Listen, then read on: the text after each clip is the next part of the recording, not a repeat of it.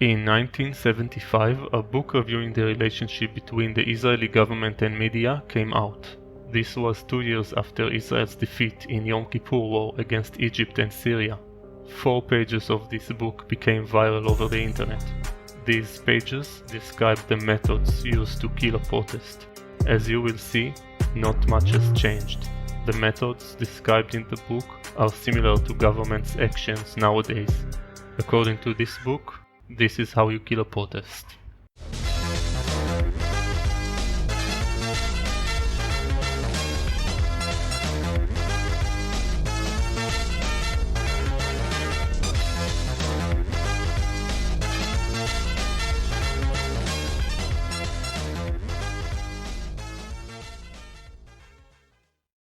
How to suppress without violence a civil uprising movement?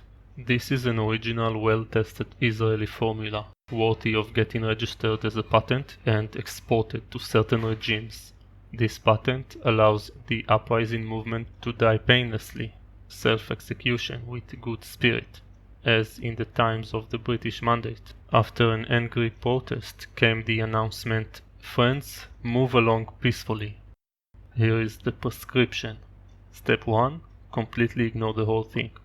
As in the principles of raising babies, it is not necessary to get excited and run to the kid every time he screams. Let the baby scream as long as he wants. It doesn't hurt anyone until he calms down and stops anyway. How long can you scream when no one notices? Step 2. If the scream becomes louder, the movement gets bigger, and more parties are involved, invite the leaders of the movement to a personal conversation. This action has a few goals and possible outcomes. First of all, you could assess the troublemakers. What drives them? What are their motives and tendencies? Who is behind them? If and how they could be integrated as part of the establishment. Test their character. Is it soft or hard? How could you reach them? Threats, encouragement, or manipulation? For some revolutionaries, the essence of this talk is by itself a cure, just like the treatment you would get on a psychologist's couch.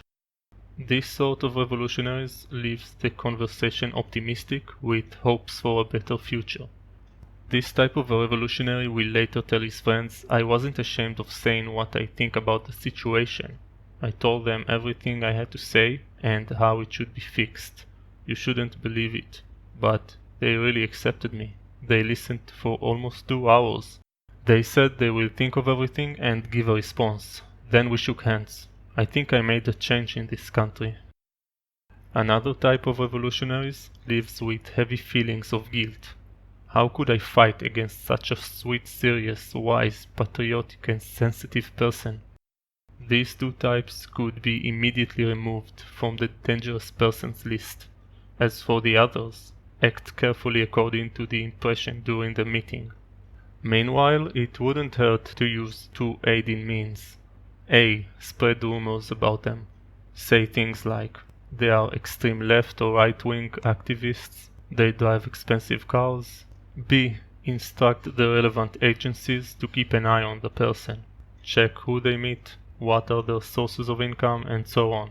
Make it clear to those who come in contact with them that being in touch with such a person, even if it is only for social reasons, is on their own responsibility.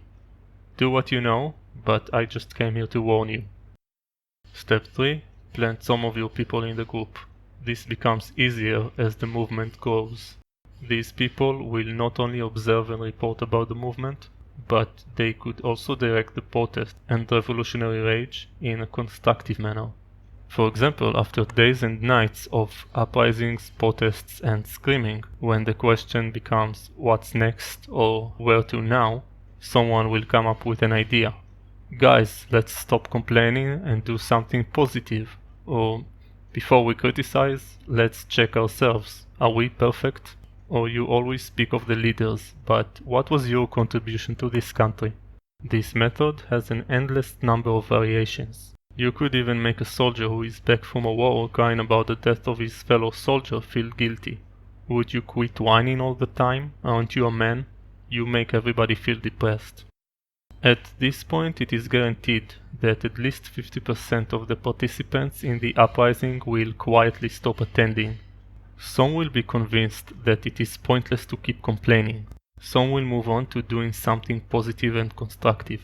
The only thing left to do now is keep asking those who remain part of the movement, "You are always against everything, but so far I haven't heard what do you stand for? Do you have any suggestions, a plan, an agenda?" In Israel this is incredibly effective. The movement is immediately dispersed to ideological house gatherings.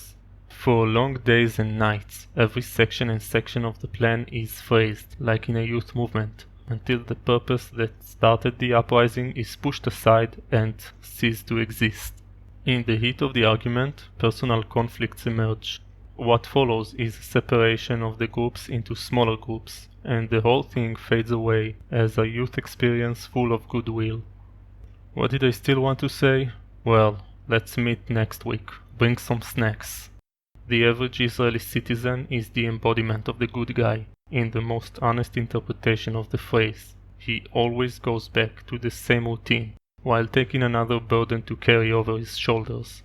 This is the Israeli citizen, and this is the uniqueness of Israel, its strength and hopes, to its leaders' good fortune.